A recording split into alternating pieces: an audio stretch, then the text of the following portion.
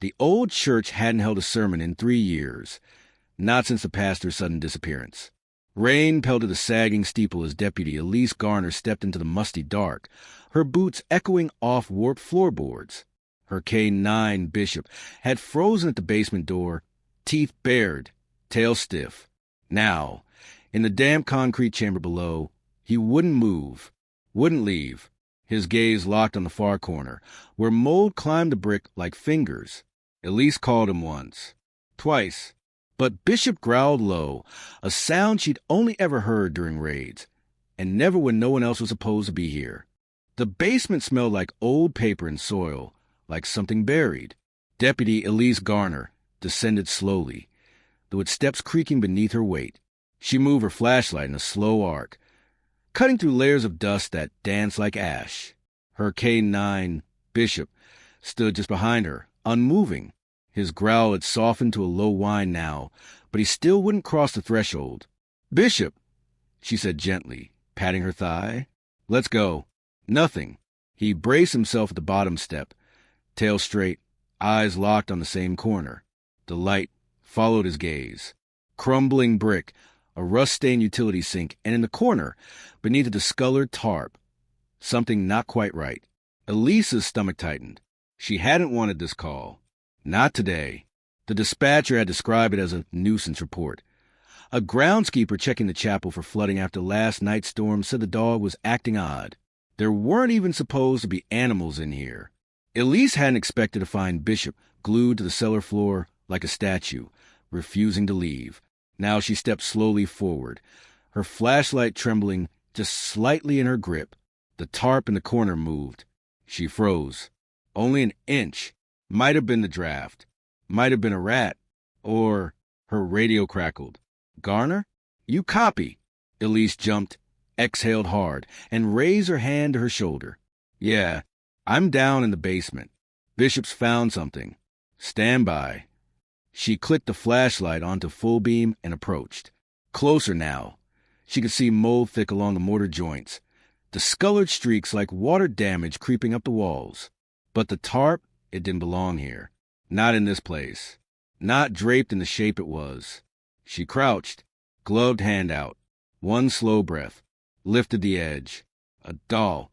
Porcelain. Broken eyes. Face cracked down the center. Its dress, blue once, was brown with time and water. Elise frowned. Looked again. Behind the doll, a smaller bundle. Wrapped in what looked like a child's sleeping bag. Zipped and tied tight with black twine. "Jesus," she muttered. Her breath fogged the stale air. She reached toward the zipper, but hesitated. "Bishop," she said again.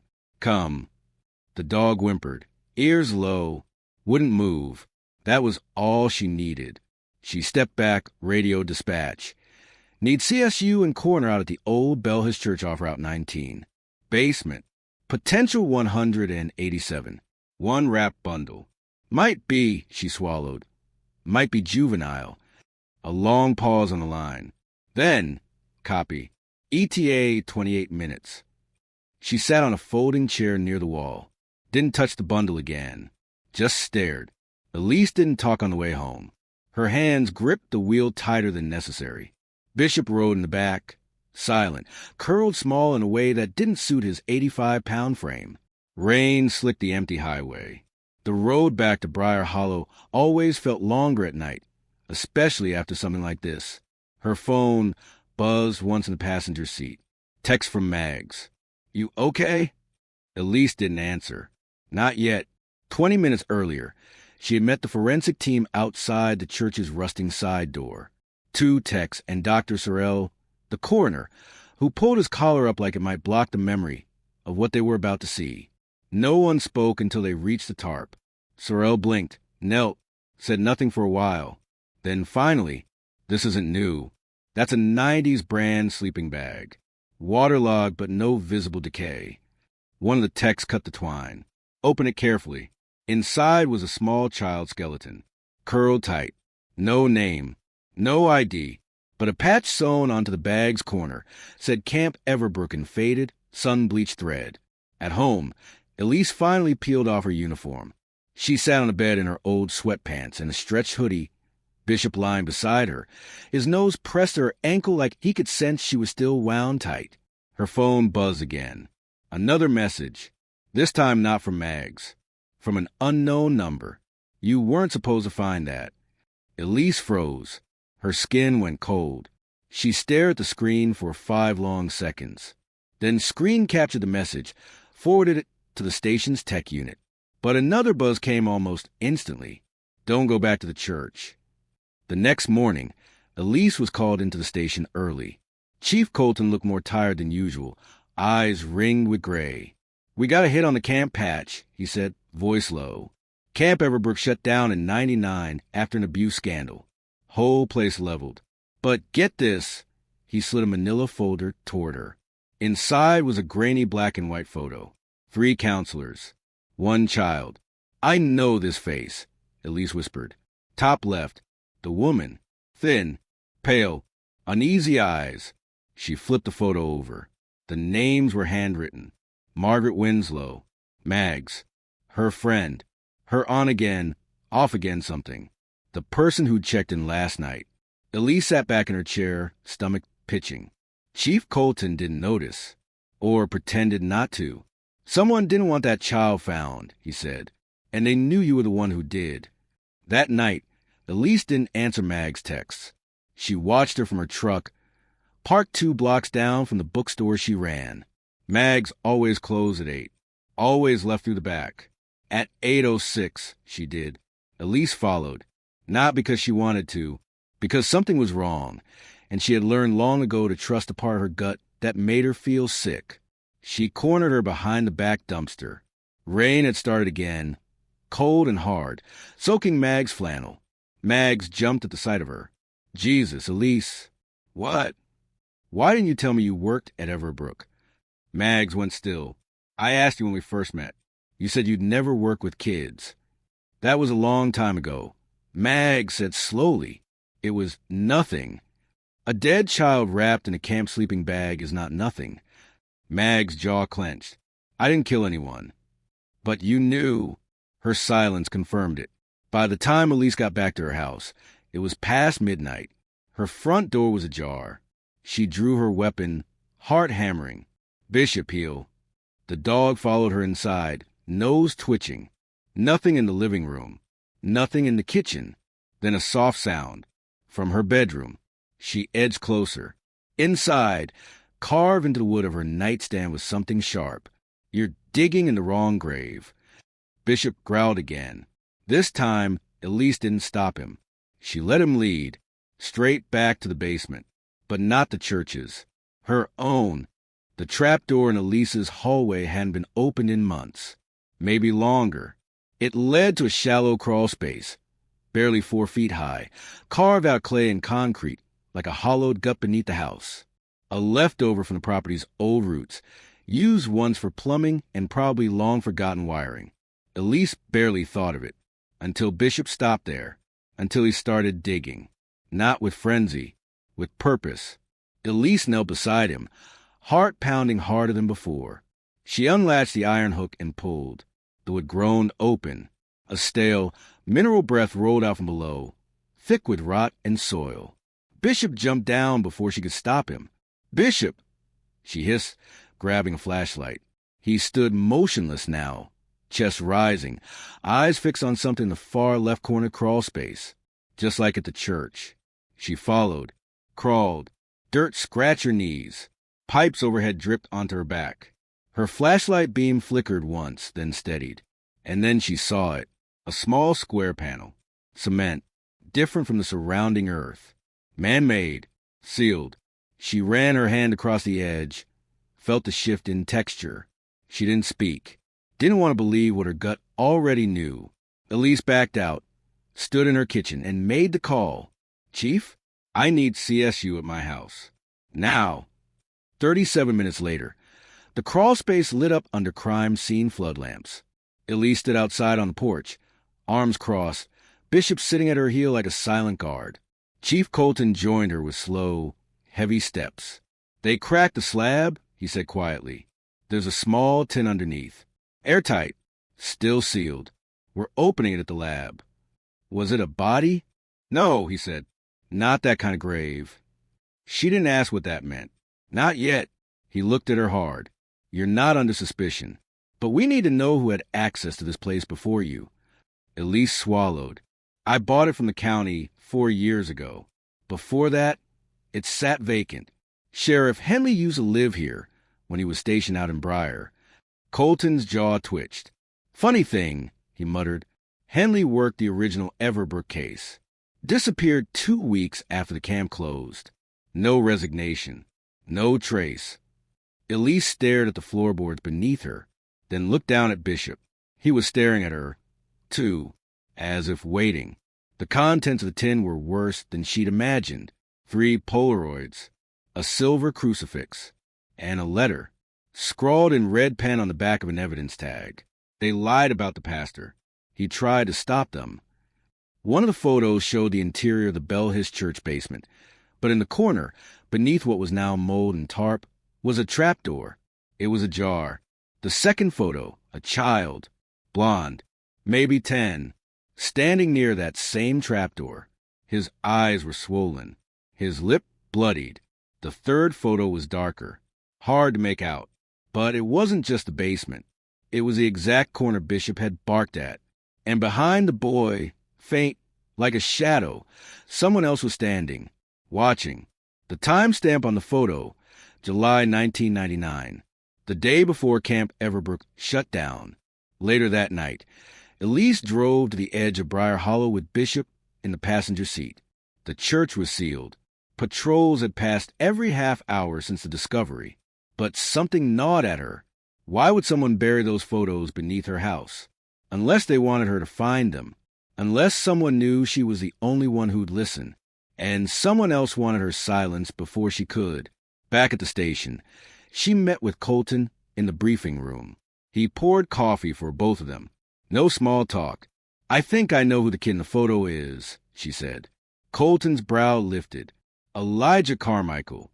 He went missing 2 weeks before Everbrook was shuttered. His name was in the original file, but listed as runaway. No body. No follow-up. No press. Just gone. Colton said nothing. Elise pressed forward. I looked through old arrest logs. Elijah's mother filed 3 reports about her son being abused at Everbrook. All dismissed. Her name. She slid a paper across the table. Margaret Winslow. Colton's eyes went hard.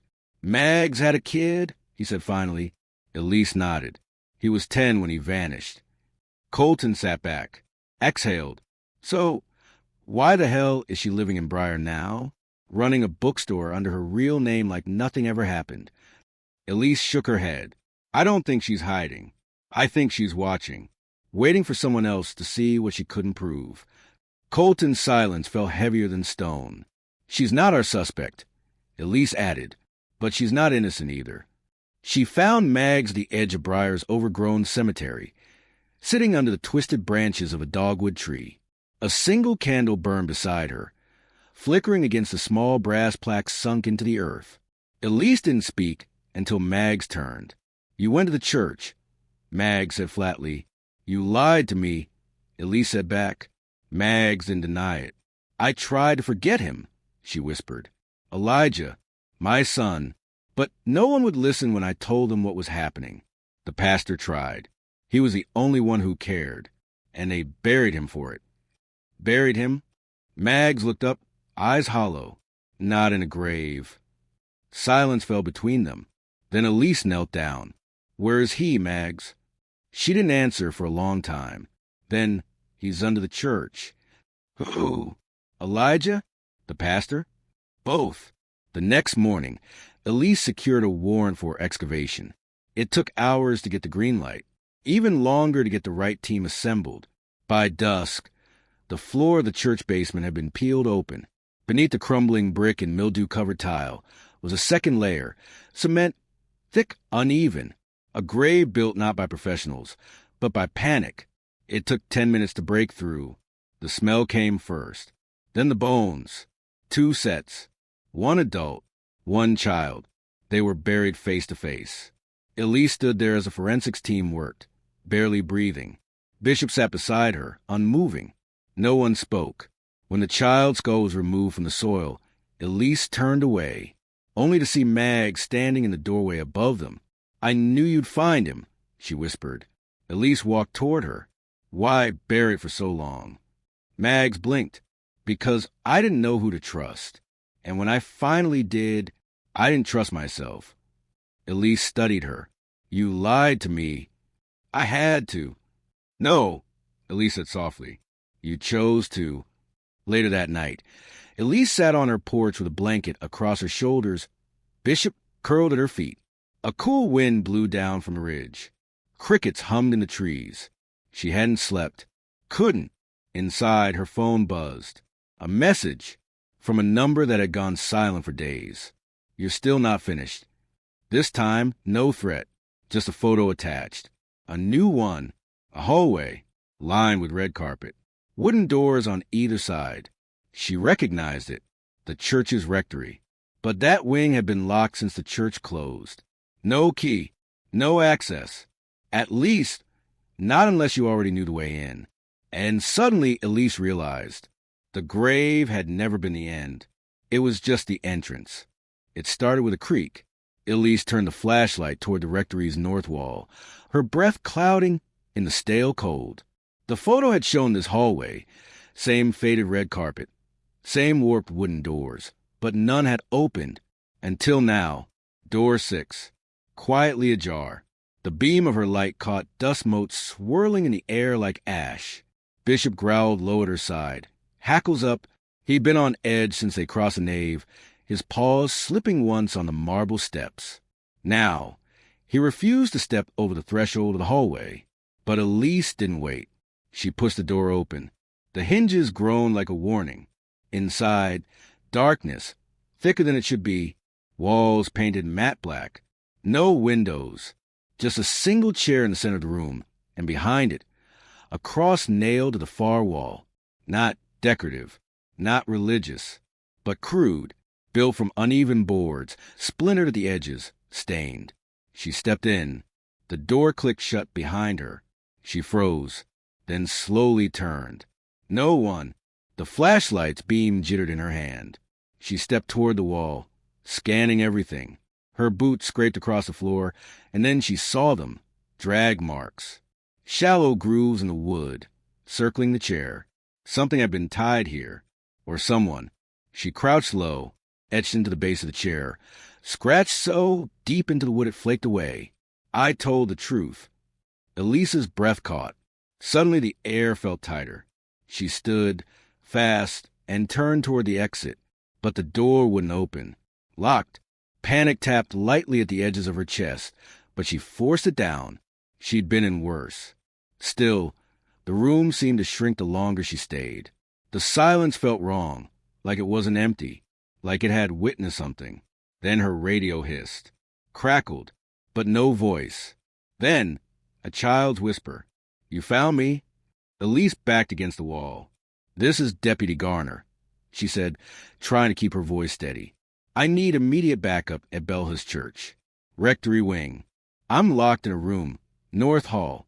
Possible surveillance. Or—" The whisper came again, not from the radio this time. From behind her. She spun. There, behind the cross, a seam in the wall. A panel, barely visible unless you looked for it. She pushed. It gave. Beyond was a narrow stone corridor, cold and damp, lit only by a bare bulb that flickered overhead. Bishop barked wildly outside, paws scraping the hall. Then the door behind her opened on its own. He rushed in, ears flat, tail tucked. Elise hesitated, then followed the corridor. The hallway descended at a slight angle. The deeper she went, the colder the air became. Her breath fogged. Water dripped somewhere behind the walls. And then it opened, a sub-basement. Rough-hewn, walls made of stone. No lights. Her flashlight found a cot in the corner, rusted 4 poles, stained linens, and shelves stacked with spiral notebooks. Hundreds of them. On the far wall, a family photo, taped crookedly above a moldy filing cabinet. It showed a young Elijah, smiling, arms around a tall man in clerical robes. The pastor. Elise stepped closer. Something behind the cabinet caught her light. A body, preserved, dried, hollow-eyed, still wearing a priest's collar. She gasped and stumbled back. Jesus Christ. But she knew who he was. The missing pastor. Mags had said he tried to protect the children. Looks like he'd paid for it. Bishop whined, then nosed one of the notebooks off the shelf. It hit the floor with a paper he slapped, open to a page near the middle. The handwriting was jagged, desperate. If you're reading this, you found them. I buried them to keep them safe. I told the sheriff. He never came back. They're still watching. One of them lives among you. Below, scribbled in thick marker, he took Elisa too. Elisa, not Elise. But the similarity made her throat clench.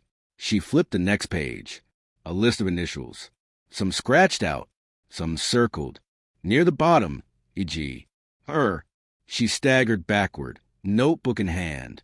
Then, a voice echoed from the far end of the corridor. Male, raspy, unmistakable. Didn't I tell you not to come back here? Elise raised her gun instantly. Show me your hands. Nothing. Only the sound of slow footsteps. Approaching. You couldn't leave it alone, the voice continued. Just like your father. Elisa's mouth went dry. What? More steps. Closer. The man stepped into view. Thin. Weathered. Eyes shadowed beneath a baseball cap. And a sheriff's star pinned to his coat. Old. Faded. Sheriff Henley. Long presumed dead. Elise froze. You're supposed to be... Gone, he smiled. No, just buried the truth, like everyone else. You buried that child. I tried to save him, just like your dad tried to save that pastor. We all failed. Her knees weakened. My father was never stationed here. No, he said, but he came looking for someone. He came for Mags. He left with nothing. That broke something open inside her. You were the one who silenced the pastor, she said. He didn't deny it. I protected this town. The church. The donors. You think they wanted the truth out? All those kids. No one came for them but ghosts. Elise gritted her teeth. You don't get to justify this. He raised something from his coat. Not a gun. A lighter. Flicked it once. Flame wavered. You've seen enough. Then tossed it onto the cot soaked in kerosene. The room erupted in flame. Bishop lunged first. Sank teeth into Henley's arm. The man screamed. Elise tackled him hard against the wall. Her knee drove into his chest. He shoved her back. Smoke was already thick. The cot burned like kindling. She fired a single round. Henley collapsed. Elise grabbed the notebooks, 2 or 3, whatever she could carry, and shouted, Bishop, go! They fled the corridor as flames swallowed it behind them. The fire spread fast, too fast, like it wanted to erase everything.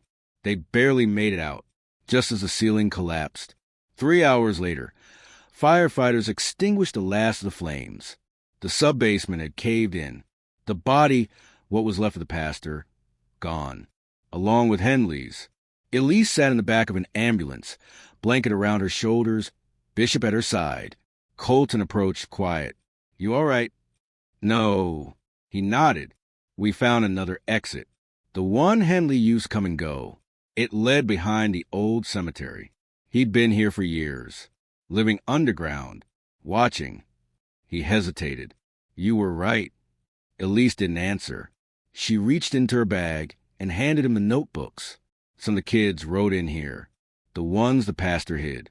They knew what was happening, and they named names. Colton flipped a few pages, then stopped. His face changed. What? She asked. He looked at her, slow and pained. 3 of these initials belonged to councilmen still sitting in town office. Elise closed her eyes. Of course.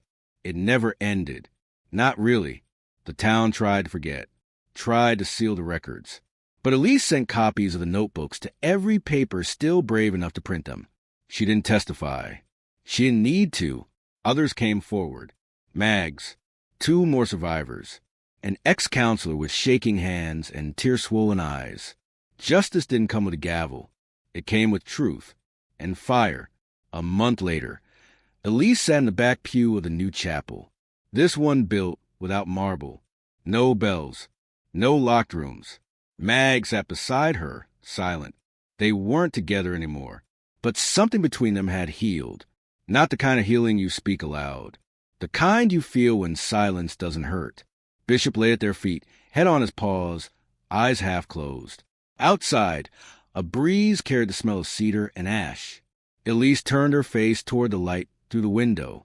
Soft, quiet, free of ghosts. At last,